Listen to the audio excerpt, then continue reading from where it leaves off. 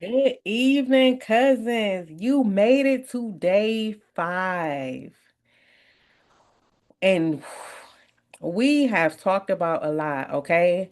5 days ago, we started a conversation about something providers don't really expect. The possibility that success can stop feeling like freedom. People don't really talk about that. People talk about how you're supposed to get to this moment of growth as if that's the height, and then there's nothing else to achieve after that.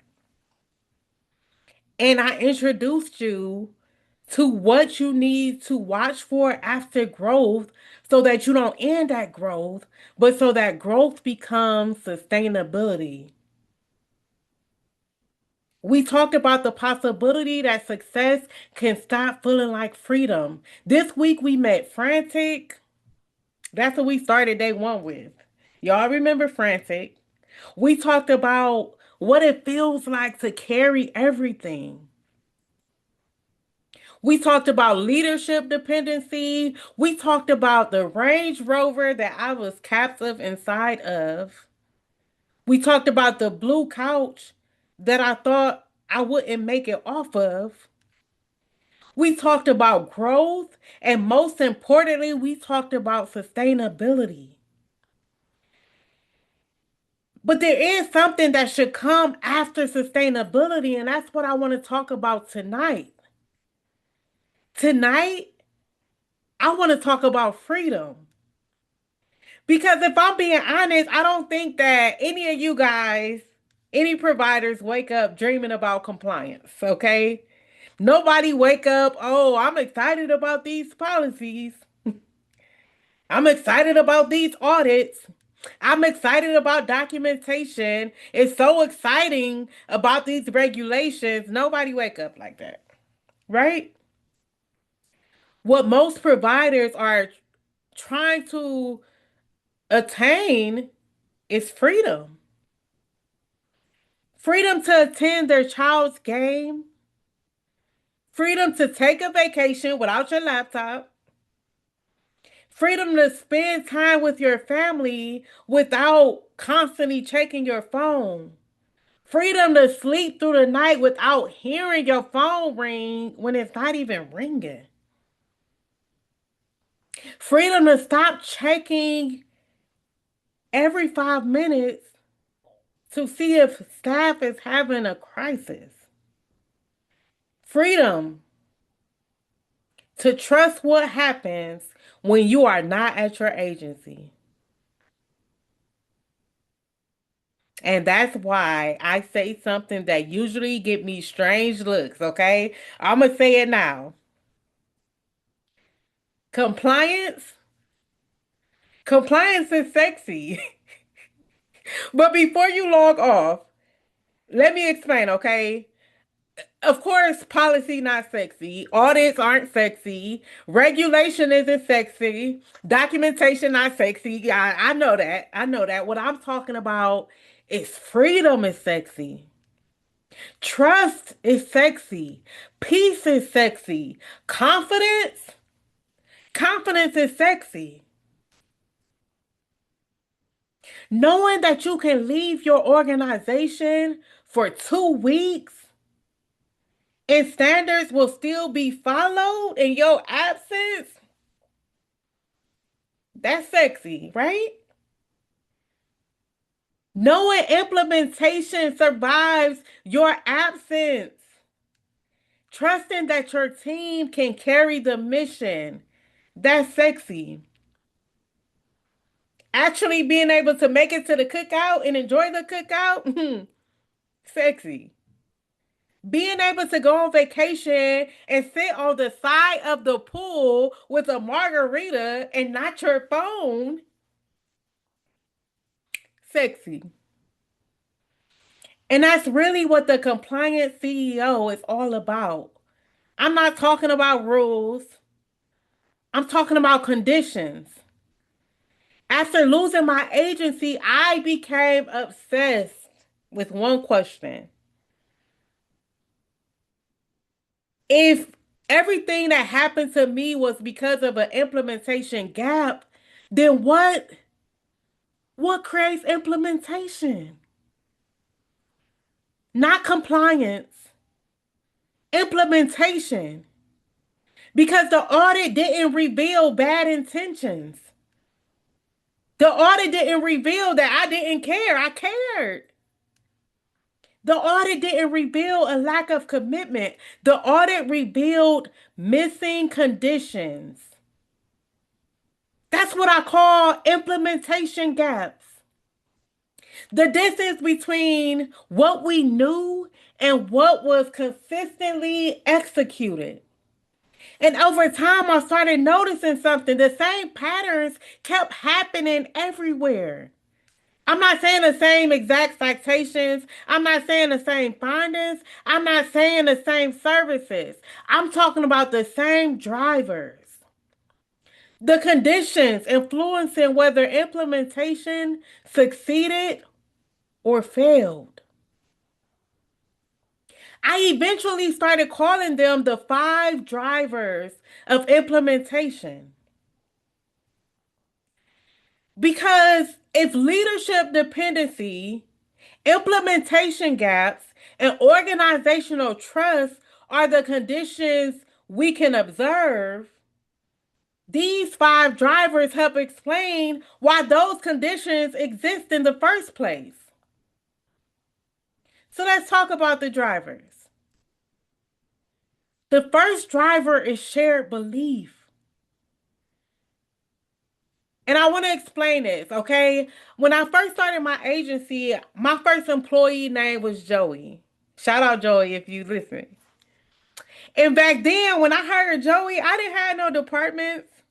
There weren't any managers. There weren't layers of leadership. There was me and there was Joey. I remember like one afternoon, a transportation vehicle broke down. But of course, clients still needed to get picked up. Families were still waiting. Schedules were already tight, baby, because we stretched that thing as far as we could go when it was just him and I. And I needed help. So I remembered I called Joey and I said, Joey, I need you. And before I could even go into my explanation, because I was ready to tell them why. I was ready to tell him how he'll benefit from it as well. I was ready to tell him all these things, okay? But he cut me off so fast and he said, where do you need me? Not whose fault was it? Now it's not my responsibility. Not how much longer this day gonna be. He said, where do you need me? Years later, I realized the most important part of that story wasn't what Joey did. It was more so why he did it. Joey wasn't helping because he memorized the policy. He was helping because he believed in what we were building. The policy explains what to do. The belief explains why it matters. The rule explains how the standard is carried out. Shared belief explains why the standard matters. Implementation begins long before accountability. Begins with belief. I promise you, people are far more likely to protect what they believe in than what they merely understand. Okay? Now let's move to the second one. The second driver is trust.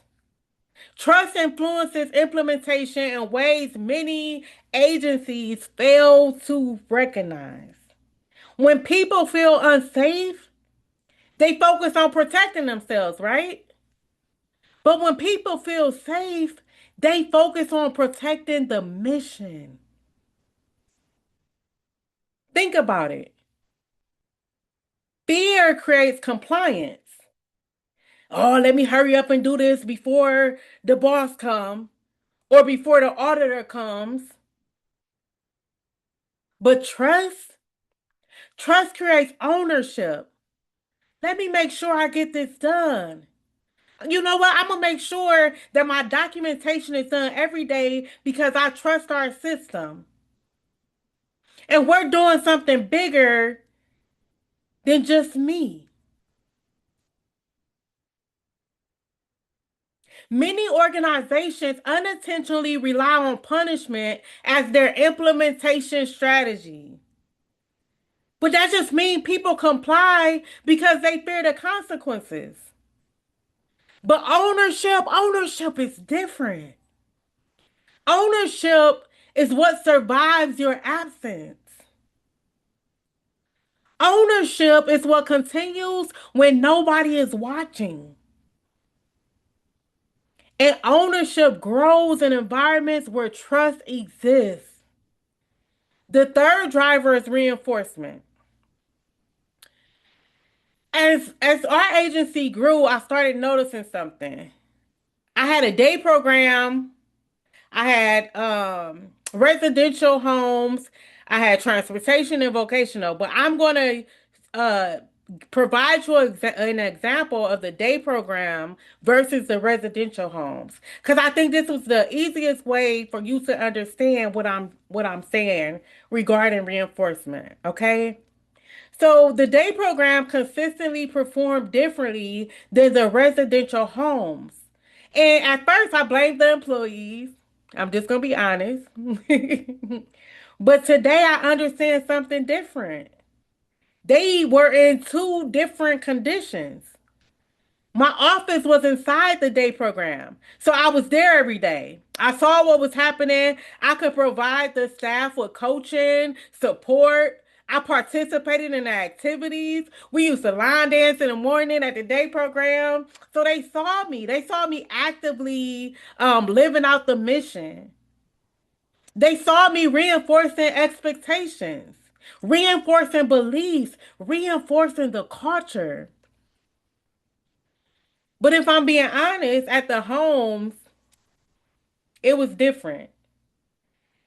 Of course, I gave the staff the policies. I went through orientation. I gave them the training, but they didn't always experience the culture that stood behind those policies. They didn't see the mission like the people who was at the day program, seeing me bring the mission to life by line dancing with the clients, helping change the pens and all the things. They didn't see that at the homes. And one day it hit me. The difference was not staff's commitment. It wasn't them. It wasn't talent. It wasn't a difference in caring. The difference was reinforcement. For years, I thought culture was something you talked about. And today, I believe culture is something you reinforce. People don't become committed because they read expectations. Trust me. You can give staff a policy book this big and tell them to read it and answer the questions, and they're going to do it. But that is not what's going to make them committed to your agency. They become committed because they repeatedly experience them, not from reading them, experiencing them. What leaders reinforce consistently is what becomes culture. What leaders assume eventually becomes risk. What you reinforce is going to become the culture. What you assume everybody should know this policy, everybody should know these rules, and you're just putting that out because of your assumption, because you wrote the rule down and you told them in orientation, that's going to eventually become risk. The fourth driver is accountability. And many agencies confuse accountability with correction, and that's not what I'm talking about. Accountability is not what happens after you make a mistake, after a staff member make a mistake. Accountability is what exists before the mistake occurs. True accountability exists when expectations are clear, When expectations are reinforced consistently and supported by systems. It's not enough for you to just tell the staff what they need to do. You need to reinforce what you're telling them to do, and they need to be supported by a system that's implemented in the agency, not for you to be the system. When accountability depends on you and your presence, implementation is going to remain fragile. But when accountability is embedded into your organization by design, expectations will survive even in your absence. The fifth driver is capacity. When I think about my own story, for a long time, I thought burnout was a personal problem. I thought it was because, oh, my life, I'm trying to balance my, people say work-life balance. And I just felt burned out. I thought that was personal. But today I see it differently. Burnout is often an implementation problem. Because when leaders become overwhelmed, exhausted, overloaded, their ability to reinforce expectations begin to decline. Important conversations start getting delayed. Oh, I just talked to her tomorrow. Oh, I talked to her about a month. I do a staff training next month and I just go over it then. Or training gets rushed because you're tired and you're just trying to push through, get it done so you can check the boxes. Coaching becomes reactive because somebody messed up, so now I gotta go in here and train her. Oh, she keep messing up on this medication and all these medication errors. So let me hurry up and do this training. Problems get postponed. And eventually implementation begins to suffer. The Range Rover wasn't the problem. The blue couch was not the problem. The burnout wasn't even the problem. All those things were symptoms. And that's when I finally understood something. The outcomes are visible. The drivers underneath them are not. The findings after an audit, yeah, that's visible. Your turnover through from staff, that's visible. You see those things. Burnout is visible. Instability is visible.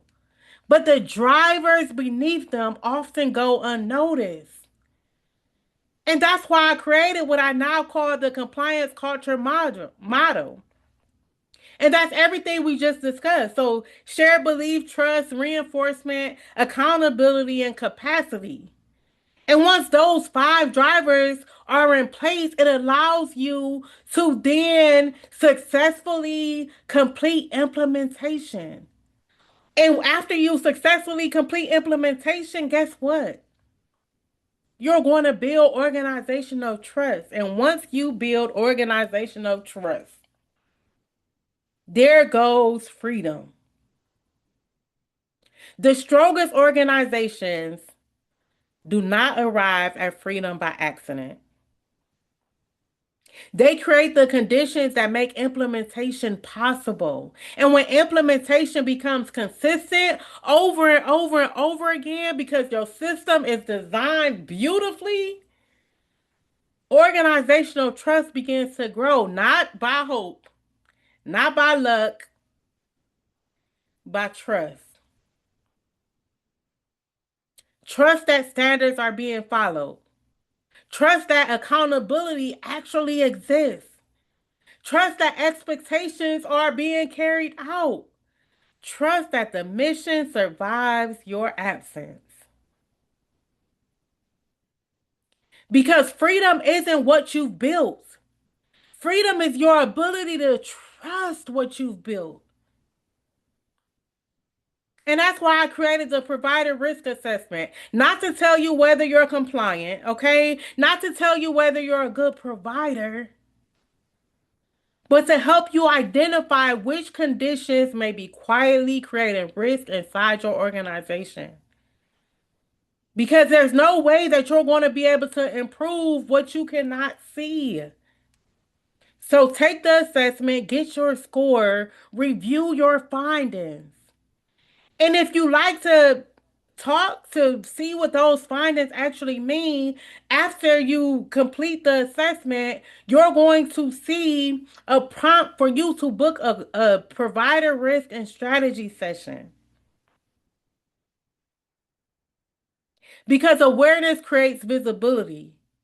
Visibility creates action. Action creates implementation. Implementation creates trust. And trust is what creates freedom.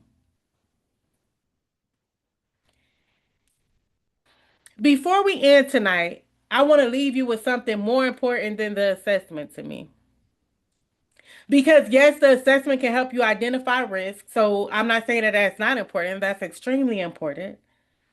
But only a decision is what's going to create change. Change that you need before you have your Range Rover moment, before you have your blue couch moment. I want to be honest with you. This week was not about audits. It wasn't about findings and it wasn't really about compliance. It was about becoming.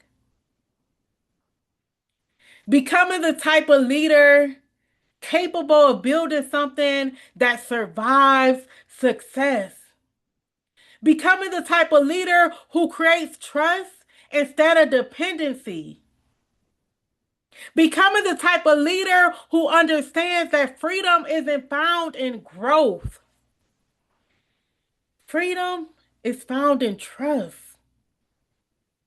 And trust is built through implementation. I promise you. So if you're willing, I want to invite you to stand. And I know this might sound crazy because it's on a live, but I think this is important because I think this is a moment, not for me, but a moment for you. I want to do a pledge with you. And it's not because a pledge changes anything by itself, but because every culture begins with a commitment. And every transformation begins with a decision, just like I had to decide to get off that couch. Tonight, I want to end our time together different from the other nights. I want us to do the compliant CEO pledge. Say it after me. I am a compliant CEO. I am responsible for creating the conditions, not the excuses. I build trust, not dependency.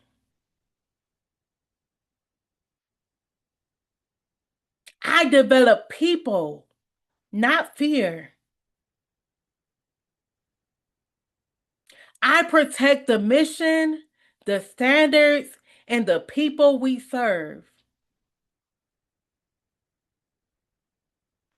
Because compliance culture is not what we do,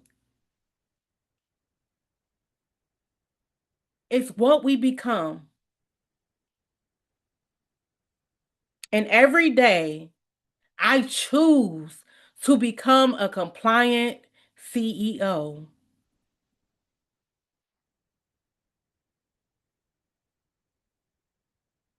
Thank you. A few years ago, I sat in my Range Rover and I couldn't get out. But tonight, I leave you with a different understanding. The strongest organizations do not arrive at freedom by accident. They create the conditions that make implementation possible. Shared belief, trust, reinforcement, accountability, and capacity,